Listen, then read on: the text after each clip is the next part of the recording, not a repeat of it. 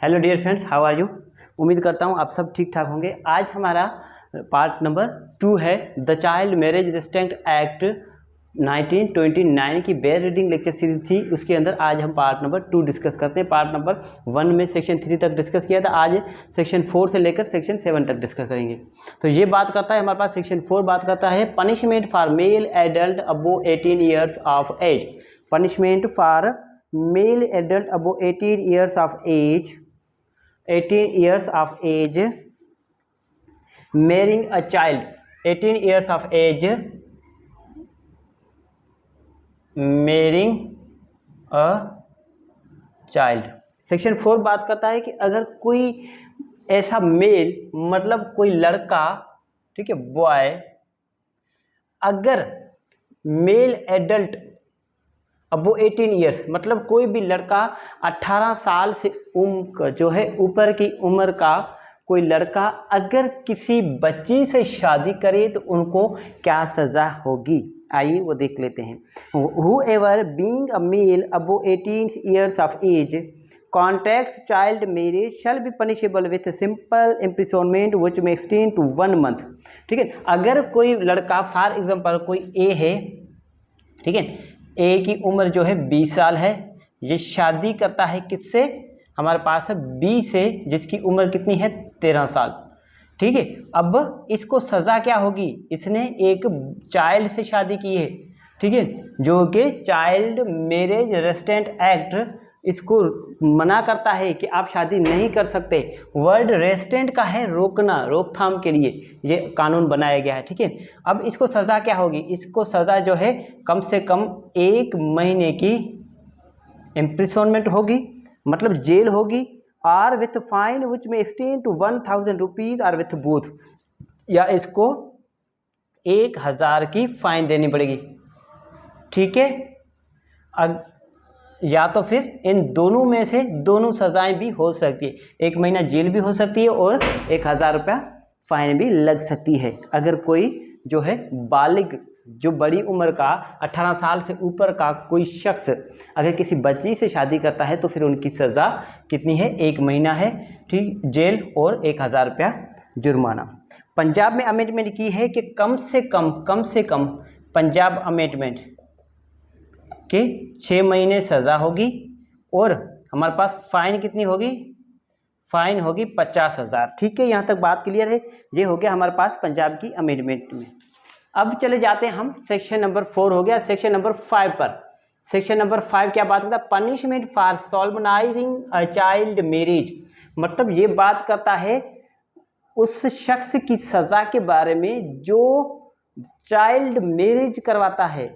मतलब कौन करवाता है, हमारे पास जो है निकाह खवा करवाते हैं, जैसे कि मौलवी वगैरह हमारे पास होते हैं, वो शादी करवाते हैं, तो फिर उनके बारे में कहा गया है, या फिर वो या फिर उसके अलावा कोई ऐसा शख्स जो ऐसी शादी चाइल्ड मैरिज को जो है परफॉर्म करने में जिनका हाथ हो, ठीक है, उनको क्या सज़ा होगी। Whoever performs, conducts or directs any child marriage shall be punishable with simple imprisonment which may extend to 1 month।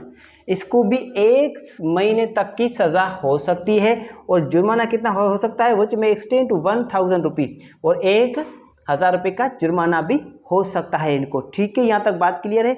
Are with both, या फिर दोनों सज़ाएं हो सकती हैं, ठीक है, या फिर दोनों सज़ाएं हो सकती है। Unless he proves that he had reason to believe that the marriage was not a child marriage, जब तक ये साबित ना कर जाए, फॉर एग्जाम्पल मौलवी जो है हमारे पास निकाह खवा, ठीक है, निकाह पढ़ाने वाला, अगर वो साबित कर जाए कि ये जो शादी करवा रहे हैं ये चाइल्ड मैरिज नहीं है, ठीक है, तो ठीक है। अगर साबित नहीं कर पाते कि ये चाइल्ड मैरिज नहीं है, ठीक है, अगर ऐसा साबित नहीं कर पाते और साबित हो जाता है कि चाइल्ड मैरिज है तो फिर इसको 1 महीने की सज़ा, जेल हो सकती है और 1000 रुपये का जुर्माना भी इन पर लग सकता है। ठीक है, यहाँ तक बात क्लियर है।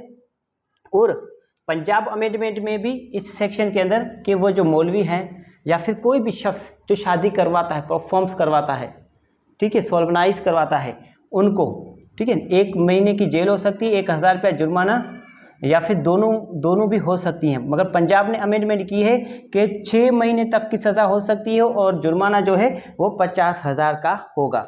यहाँ तक बात क्लियर है। ये 2015 में जो है अमेंडमेंट की गई है। उसके बाद चले जाते हम सेक्शन नंबर 6, हमारे पास 5 हो गया, सेक्शन नंबर 6 बात करता है। ये सेक्शन 4 बात कर रहा था उस शख्स को सज़ा जो शख्स खुद शादी करता है किसी बच्ची से।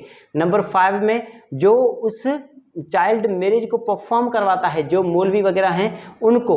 नंबर 6 में क्या है, पनिशमेंट फॉर पेरेंट और गार्जियन कंसर्न्ड इन अ चाइल्ड मैरिज। ये बात करते हैं हमारे पास सेक्शन 6 बात करता है उस पेरेंट्स के बारे में जो पेरेंट्स इस चाइल्ड मैरिज में कंसर्न्ड हैं, ठीक है, शादी करवाने में जिनका हाथ हो या फिर उनके माँ बाप हों बच्चों के, ठीक है, उनको सज़ा। वेयर अ माइनर, सब सेक्शन 1 बात करते हैं where a minor contracts a child marriage, any person having charge of the minor, कोई भी ऐसा शख्स जिस शख्स के पास उस माइनर की चार्ज हो। नंबर 6 पढ़ रहे हैं, ठीक है, माइनर की क्या हो, चार्ज हो, मतलब उसे संभालता हो, ठीक है। Any person having charge of the minor whether a parent और गार्जियन और in any other capacity, lawful और अनलॉफुल, ठीक है, किसी भी कैपेसिटी में, या तो फिर वो खुद जो है गार्जियन हो या फिर उसके रियल पेरेंट्स हो, ठीक है, फिर चाहे वो लॉफुल हो या फिर हमारे पास अनलॉफुल हो। जो उनके पास कस्टडी है ना वो लॉफुल हो, अनलॉफुल हो, या फिर किसी भी कैपेसिटी के अंदर अगर वो बच्चे उनके पास थे, बच्ची थी या बच्चा था, जो हमारे पास चाइल्ड है, who does any act to promote the marriage or permits it to be solemnized, जिसके पास ऐसे बच्चे की कस्टडी है वो जो है प्रमोट करते हैं, जो उन्हें एक्ट प्रमोट द मैरिज और परमिट्स टू बी सोलमनाइज, ठीक है, मैरिज करने के लिए प्रमोट करते हैं या फिर परमिशन दे देते हैं ऐसी शादी होने के लिए, ठीक है, और negligently fails to prevent it from being solemnised, या फिर ऐसा करने से वो जो है फेल, उनको रोकने से वो फेल हो जाते हैं, मतलब उन्हें रोक नहीं पाते कि ये जो हमारे पास कम उम्र के बच्चों की शादी हो रही है इन्हें रोकना चाहिए, मगर वो रोक नहीं पा रहे, ठीक है। शैल बी पनिशेबल विथ, नहीं रोका उन्होंने, ठीक है, shall be punishable with simple imprisonment which may extend to 1 month or with fine which may extend to 1,000 rupees or with both। इसकी भी सज़ा क्या होगी, वालिदैन की भी 1 महीने तक की जेल हो सकती है और 1,000 तक का जुर्माना हो सकता है। और पंजाब में अमेंडमेंट है कि 6 महीने की जेल हो सकती है और 50,000 का जुर्माना भी हो सकता है। यहाँ तक बात क्लियर है।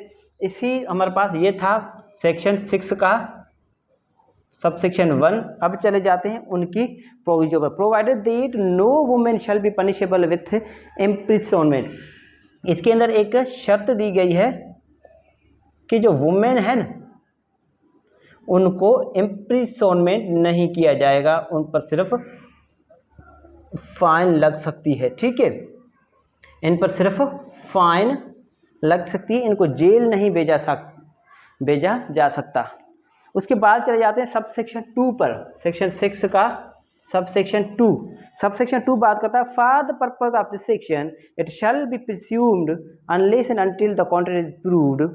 इस सेक्शन के अंदर जो for the purpose of the section, इस सेक्शन के मकसद के लिए इट शैल बी प्रिज्यूम्ड, ये समझा जाएगा, ये ऐसा ही समझा जाएगा unless and until contrary proved, जब तक कोई मुखालफत साबित ना हो जाए, that where a minor has contracted a child marriage the person having charge of such minor has negligently failed to prevent the marriage from being सोलमनाइज्ड।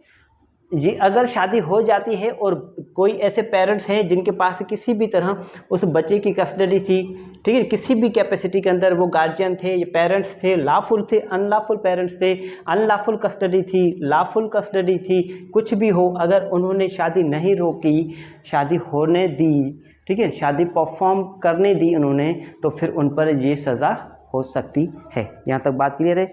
यही सज़ा है 1 महीना और हमारे पास 1,000 तक का जुर्माना, मगर पंजाब अमेंडमेंट कहता है कि जो है 6 महीने की सज़ा इनको हो सकती है। अब चले जाते हैं हमारे पास सेक्शन 7 पर। सेक्शन 7 बात करता है imprisonment not to be awarded under section 4। यहाँ पर आप देखेंगे तो इसके अंदर लिखा होगा सेक्शन नंबर 3, सेक्शन 3 नहीं सेक्शन 4 है। Notwithstanding anything contain in section 25 of the general clauses act और सेक्शन 20 हमारे पास 64 of the Pakistan penal code कि हमारे पास है जनरल क्लास एक्ट का अब सेक्शन अगर देखेंगे under section 25 of general clauses act, ठीक है, जनरल क्लासेस एक्ट 1897 उसका सेक्शन 25 देखेंगे और पीपीसी का सेक्शन जो है आप कौन सा देखेंगे 64।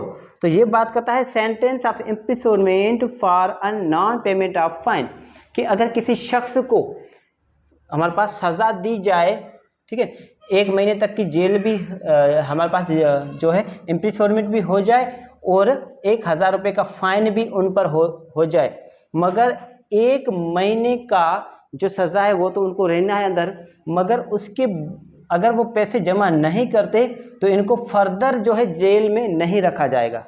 अगर नॉन पेमेंट अगर करते हैं, जुर्माना अगर नहीं पे कर सकते तो, ठीक है।